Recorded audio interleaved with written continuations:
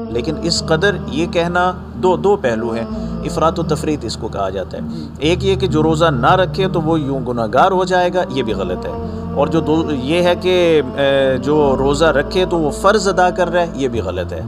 اس کا تصور یہ ہے، شرع اس کی حیثیت یوں بنتی ہے کہ السلام علیکم ناظرین، میں ہوں آپ کا اپنا ہوسٹ احمد یاسین اور آپ دیکھ رہے ہیں ہوسٹنگ ود احمد۔ ناظرین، آج میں موجود ہوں جامعہ مسجد مینار رضا میں اور میرے ساتھ موجود ہیں مولانا احسن معانی صاحب۔ ناظرین، آئیے ان سے جانتے ہیں کہ 15 شعبان یعنی کہ شب برات کی کیا فضیلت ہے، کیا حقیقت ہے اور اس رات میں کس طریقے سے عبادت کرنی چاہیے۔ السلام علیکم۔ وعلیکم السلام ورحمۃ اللہ وبرکاتہ۔ کیسے ہیں آپ؟ الحمدللہ، اللہ رب العزت کا کرم۔ ماشاءاللہ مولانا صاحب، میں سب سے پہلے تو آپ کا بہت شکر گزار ہوں کہ آپ نے ایک دفعہ پھر مجھے اپنے قیمتی ٹائم میں سے کچھ ٹائم دیا۔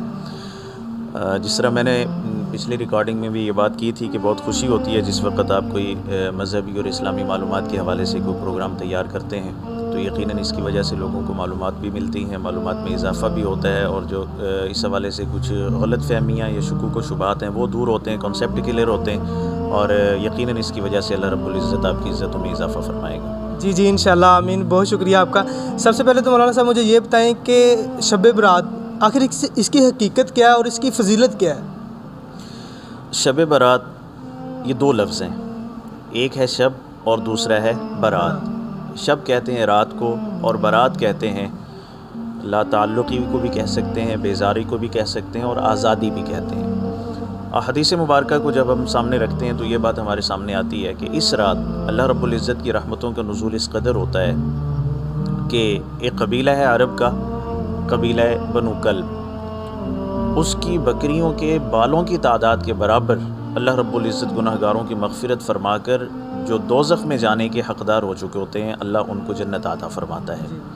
تو اس ایک حدیث مبارکہ سے ہی اس رات کی اہمیت اور فضیلت ہمارے سامنے واضح ہو جاتی ہے کہ اس ایک رات میں اللہ رب العزت کس قدر برکتیں عطا فرماتا ہے، اور عبادت گزار عبادت کرنے والوں کو اللہ رب العزت اپنا کتنا فضل عطا فرماتا ہے کہ گناہ گار اگر اس کی بارگاہ میں آتا ہے تو اس کی بخشش و مغفرت ہو جاتی ہے۔ بلکہ ایک حدیث مبارکہ میں یہ آتا ہے کہ جیسے ہی سورج غروب ہوتا ہے آج کی رات، ویسے یہ شب برات ہے تو آج کا جیسے سورج غروب ہوگا، اللہ رب العزت اپنی شان کے مطابق آسمان دنیا میں نزول فرمائیں گے، اور اللہ رب العزت کی طرف سے یہ اعلان ہوتا رہے گا صبح فجر تک، صبح صادق تک، اختتام سحری تک، کہ ہے کوئی مجھ سے مغفرت مانگنے والا کہ میں اس کی مغفرت کر دوں، ہے کوئی مجھ سے اپنے حاجتوں کا سوال پیش کرنے والا کہ میں اس کی حاجتوں کو پورا کر دوں، ہے کوئی اپنے کسی کام کے لیے مجھ سے مانگنے والا کہ میں اس کی دعاؤں کو قبول فرما لوں۔ اللہ رب العزت کی طرف سے یہ ساری رات ایک منادی اعلان کرتا رہتا ہے، جس میں مسلمانوں کو، اللہ کے ماننے والوں کو یہ اعلان ہو رہا ہوتا ہے کہ اللہ کی بارگاہ میں آ جاؤ، آنسو بہا لو، توبہ کر لو، استغفار کر لو، اپنے گناہوں کی معافی مانگ لو، عبادات کر لو، کوئی بھی طریقہ اختیار کر لو اس کو راضی کرنے کا، اللہ رب العزت یقیناً اپنی رضامندی عطا فرماتا ہے۔ باقی یہ تصور کہ اس رات عبادت نہیں کرنی چاہیے، یہ اس اعتبار سے بھی اگر سوچا جائے سمجھ نہیں آتا کہ ہم ہر وقت اللہ رب العزت کی نعمتیں استعمال کرتے ہیں۔ نعمتوں کا تصور صرف یہ نہیں کہ جو چیز ہم کھائیں، جو پئیں، جو پہنیں یہ نعمت ہوتی ہے، نہیں، ہم جو سانس لے رہے ہیں یہ بھی اللہ کی نعمت ہے، ہماری آنکھوں کی پلکیں جھپک رہی ہیں یہ بھی ہر وقت اللہ کی طرف سے ہمارے لیے نعمت ہے، ہمارے اس وقت شعور بیدار ہے، میں آپ کو پہچان رہا ہوں، آپ مجھے پہچان رہے ہیں، تو یہ بھی اللہ کی نعمت ہے، عقل بھی ہماری سلامت ہے، دل کی دھڑکنیں، دل کا نور بھی الحمدللہ یہ سلامت ہے۔ تو ہر نعمت کے ملنے پر ہر لمحے شکر ادا کرنا یہ تو بندگی کا ایک انسان کی ذمہ داریوں میں یہ چیز شامل ہے کہ وہ یہ انداز اختیار کرے۔ اور باقی جب اس طرح کی راتیں آتی ہیں تو یہ میں سمجھتا ہوں کہ اللہ رب العزت کا ایک خاص فضل ہوتا ہے کہ بندے کو اس طرف متوجہ کرایا جاتا ہے کہ تیری پیچھے کی جو زندگی گزر چکی ہے، بہت کچھ ہو چکا، اب رک جا، باز آ جا، یہ موقع ہم جو تجھے دے رہے ہیں اس کو غنیمت جان، تھوڑے لمحے بھی تو اگر ہماری بارگاہ میں بیٹھ کر ہمیں راضی کرے گا، راضی کرنے کی کوشش کرے گا، عبادت کرے گا، توبہ استغفار کرے گا، تو اس تھوڑے لمحوں کی قبولیت کی برکت سے پیچھے جو تیرے ساتھ، جو تو اپنے ساتھ کر چکا ظلم، نافرمانی کی صورت میں، ہم آج کی رات کی مانگی ہوئی دعاؤں کو قبول فرما کر تیرے لیے معافی بھی عطا فرما دیں گے، اور تیری توبہ بھی قبول ہوگی، تیرے گناہ بھی معاف ہو جائیں گے۔ جس طرح شب برات ہے اور شب قدر ہے جو آگے انشاءاللہ رمضان المبارک اللہ کریم سب مسلمانوں کو نصیب بھی فرمائے، شب قدر جو اس میں آئے گی، اور عیدوں کی راتیں جو ہیں، چھوٹی عید والی رات جو عام عرف میں بولا جاتا ہے، چھوٹی عید کی وہ چاند رات اور بڑی عید کی وہ جو رات ہوتی ہے، تو ان دو راتوں کو جو زندہ کرتا ہے اللہ اس پر بھی فضل فرماتا ہے، اور باقی جو برکت والی ساری راتیں ہیں، لیکن یہ خصوصی برکات والی ہوتی ہیں جن میں اللہ اپنا خاص کرم عطا فرماتا ہے۔ جی جی ماشاءاللہ۔ اچھا، میں نے بہت سے لوگوں کو یہ بھی کہتے ہوئے سنا ہے کہ اگر آپ رات کو عبادت کرتے ہیں، ساری رات جاگتے ہیں، اور اگر صبح اٹھ کے روزہ نہیں رکھتے تو اس عبادت کا کوئی فائدہ نہیں، اس حوالے سے آپ کیا کہیں گے؟ روزہ ایک علیحدہ چیز ہے، عبادت کرنا ایک علیحدہ چیز ہے۔ عبادت کی بہت ساری صورتیں ہوتی ہیں۔ ہم فرض نماز ادا کرتے ہیں، الحمدللہ یہ بھی عبادت ہے۔ نوافل ادا کرتے ہیں، یہ بھی اللہ کی عبادت ہے۔ صدقہ و خیرات اللہ کی رضا حاصل کرنے کے لیے دیتے ہیں، یہ بھی عبادت ہے۔ کوئی بندہ زکوٰۃ ادا کر رہا ہے جو اس پر فرض ہے، واجب ہے، تو وہ بھی اللہ کی عبادت ہی کر رہا ہے کہ اللہ کے حکم پر عمل کر رہا ہے وہ۔ روزہ رکھنا یہ بھی ایک عبادت ہے۔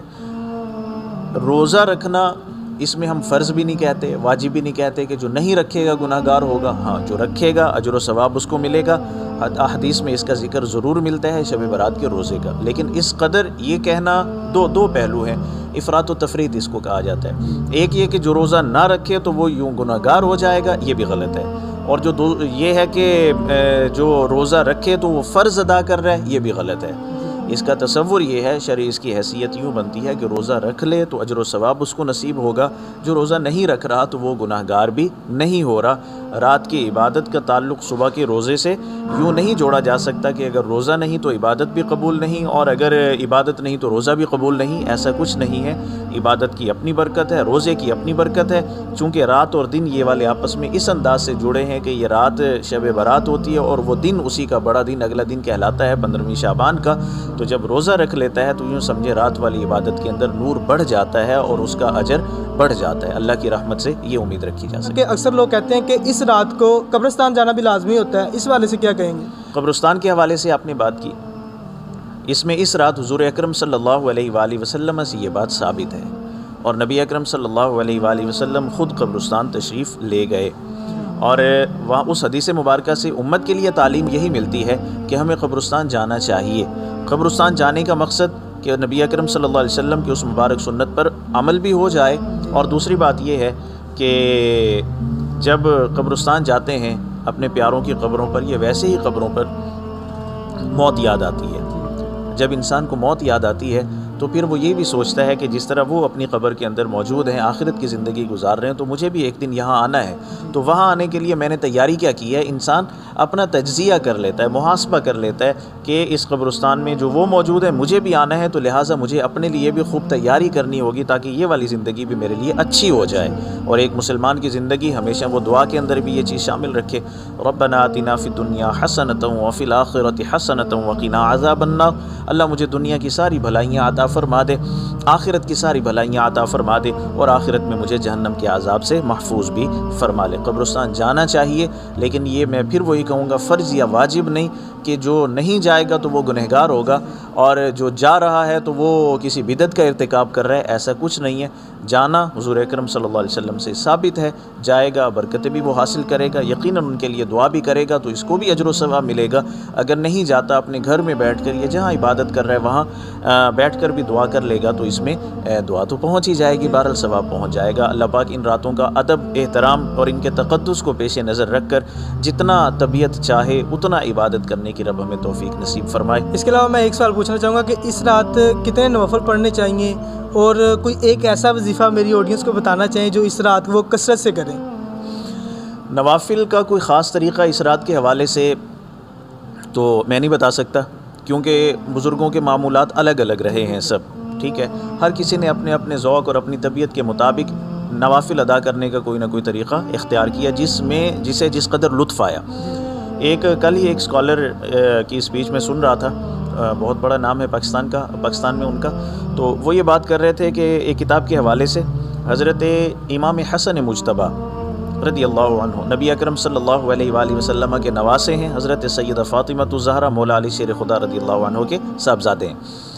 ان کے حوالے سے کہ ان سے پوچھا گیا کہ آپ کے اس رات کے معمولات کیا ہیں، تو انہوں نے جواب یہ ارشاد فرمایا کہ میں اس کے 4 حصے کرتا ہوں، اس رات کے میں 4 حصے کرتا ہوں۔ پہلے 3 حصوں میں اپنے نانا جان حضور آقا کریم صلی اللہ علیہ وسلم کی بارگاہ میں درود و سلام پیش کرتا ہوں، اور باقی جو چوتھا حصہ ہوتا ہے رات کا، اس میں استغفار کرتا ہوں، گریہ وزاری کرتا ہوں، اللہ کی بارگاہ میں دعائیں مانگتا ہوں۔ تو میں تو اپنے ناظرین کو آپ کے چینل کے توسط سے یہی پیغام دینا چاہوں گا کہ حضرت امام حسن مجتبیٰ رضی اللہ عنہ اہل بیت کے ایک عظیم شخصیت ہیں، جلیل القدر شخصیت ہیں، ان کا یہ عمل یقیناً ہمارے دل میں ان کے لیے جو ایک محبت اور پیار اور عقیدت ہے وہ بھی بڑھے گی کہ ان کا ایک ارشاد فرمایا ہوا ایک عمل ہم آج کی رات یہ کریں کہ حضور اکرم صلی اللہ علیہ وسلم کی ذات مبارکہ پر درود و سلام کی بھی کثرت کریں، اور اس کے بعد ایک حصہ جو ہے وہ اپنے لیے توبہ، استغفار، دیگر نوافل کی صورت میں ہم اس انداز میں رات صرف کریں، یقیناً اس کی برکتیں ہمیں نصیب ہوں گی۔ جی بہت شکریہ جی۔ تو ناظرین میں امید کرتا ہوں کہ آپ کو اس ویڈیو سے بہت رہنمائی حاصل ہوئی ہوگی۔ اس ویڈیو کو زیادہ سے زیادہ شیئر کریں تاکہ تمام جو ہمارے مسلم بھائی ہیں انہیں اس ویڈیو سے زیادہ رہنمائی حاصل ہو سکے۔ اسی کے ساتھ اپنے میزبان احمد یاسین کو اجازت دیں، انشاءاللہ ملتے ہیں نیکسٹ ویڈیو میں، تب تک کے لیے اللہ حافظ۔